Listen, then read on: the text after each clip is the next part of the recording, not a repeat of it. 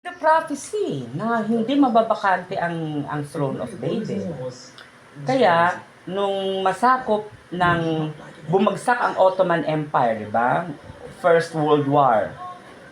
Bumagsak ang Ottoman Empire.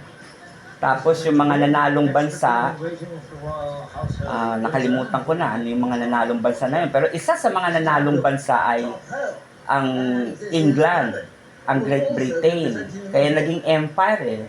Ang Great Britain noon is country lang sila pero naging British Empire eh. Kasi nung manalo sa giyera, yung mga bansa na nasakop ng Ottoman Empire, hinati-hati doon sa mga bansa na nanalo, na lumaban sa Ottoman Empire.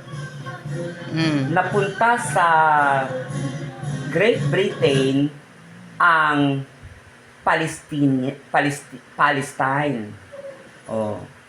Ang Israel.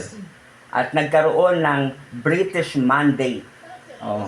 Doon sa British Mandate na yon, sabi mismo ng hari ng, sino bang hari ng time na yun? King George the Sixth? Basta yung hari nung panahon na yon, nagkaroon siya ng tinatawag na British Mandate, no? Yung ang Great Britain na ang namamahala sa Israel nung panahon na yon. Ang Israel hindi pa siya bansa ulit eh. Kasi 'di ba pinalaya sila nung panahon ng Roman Empire.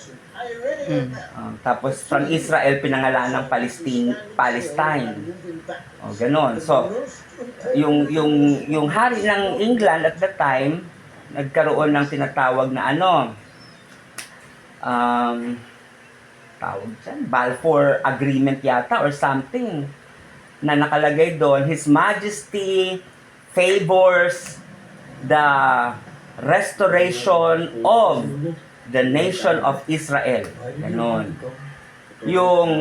Tapos yung declaration na yun ng hari, yun ang naging isa sa legal basis ng mga Zionist para ipaglaban na yung Palestine is actually Israel.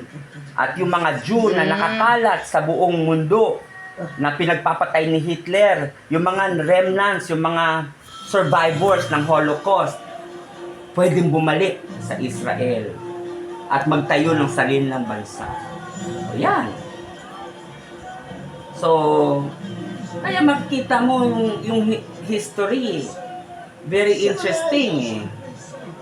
Tapos isa sa mga bansa na nag-support niyan ay tayo. Amerika. Hindi. Amerika muna.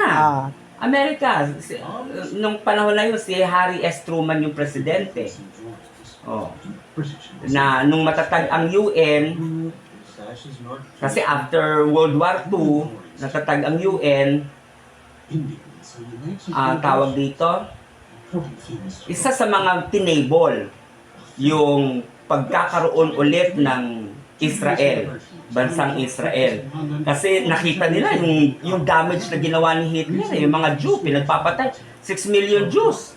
Tapos yung mga natirang Jew, saan natin to dadalhin yung mga Hudyo na ito na natira? Ganon. So, ang UN, syempre, nasa US, di ba? Ang headquarters nasa New York. So, may boses ang Amerika, no? Na, i-table natin, pag-usapan natin yung pagiging bansa ulit ng Israel. Nangyari nung pinagbutuhan.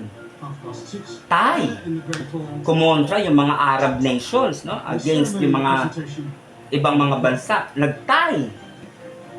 Si Harry S. Truman tinawagan si Manuel Rojas, presidente natin, pagkatapos ni Manuel Quezon.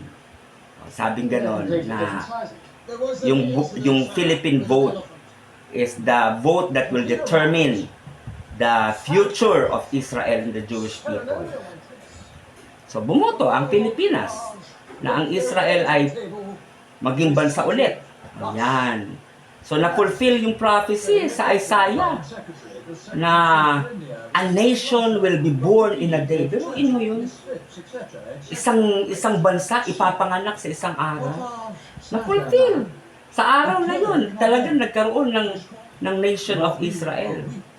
Yan. So bakit ganun yung sistema? Kasi nga ang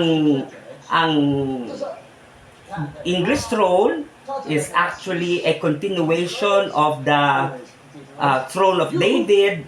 Ang Amerika ay cousin ng mga British eh. Kasi sila yung mga Puritans, tumakas sila, nagpunta sila sa Amerika. Yan. So, magpipinsan. O, paano nadamay ngayon yung Pilipinas? Bakit ganun? Bakit ginamit ng Panginoong Diyos ang Pilipinas? Eh, kasi nga, ang mga Pilipino, meron tayong, nalahian tayo ng mga Hudyo. Ganon. Kaya ako, talagang sang-ayon ako na ang Pilipinas, ang land of Ophir, na sinasabi sa Bible. Maraming ebidensya, mga mapa, mga dokumento, pero ang isa sa pinaka-compelling evidence para sa akin ay yung pagiging tuli ng mga Pilipino. Oh, yun nga kasi Ang mga Kastila pumunta sa Pilipinas, na-discover nila, ang mga Pilipino circumcised. Walang bansa sa Asia ang ganyan. Wala ding ang Amerika, wala ding circumcision. Pero ang mga Pilipino nagsi-circumcise. Eh saan na natutuhan 'yon? Jews. pero ngayon meron na ring mga nagpapatuli. Oo, for medical reasons. Pero nung panahon na 'yon, ang mga Pilipino tuli, ano ba namang malay nila sa medical reasons? Oh. Kaya yan. Yan ang compelling reason kung bakit nasabi ko ang Pilipinas ay land of Ophir. Kaya nga, kasi unang-una ang yaman sa ginto, kaya lang hindi napahalagahan. Dahil sa mga nakaupong korap. Yung ginto na ginamit sa Templo ni Solomon, galing sa Pilipinas yun. Yung ginto na ginamit sa Ark of the Covenant, galing sa Pilipinas yun. So may malalim na ugnayan noon pa yung Pilipinas sa Israel. Ganon.